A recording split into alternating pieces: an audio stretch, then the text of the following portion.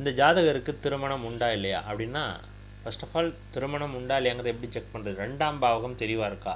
2ஆம் பாவகம் நல்லா இருந்துச்சுன்னா ஒரு குடும்பங்கிறது ஒன்று உண்டு. இப்போ இந்த ஜாதகத்துக்கு 2ஆம் பாவகாதிபதி சனி வக்ரமாகி தனித்த புதன் பார்வை, அப்போ கன்ஃபார்மாக குடும்ப வாழ்க்கை உண்டு.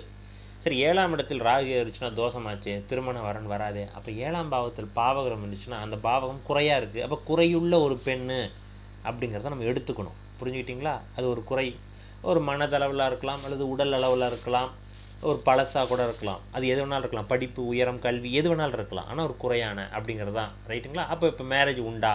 மேரேஜ் உண்டு. இப்போ நடந்துட்டு இருக்கிறது சனி திசையில் புதன் புத்தி போகுது. இப்போ புதன் புத்தி 7ஆம் பாவகாதிபதி 8ஆம் இடத்துல, அப்போ தூர இடத்துல இருந்துட்டு வரணும் பொண்ணு.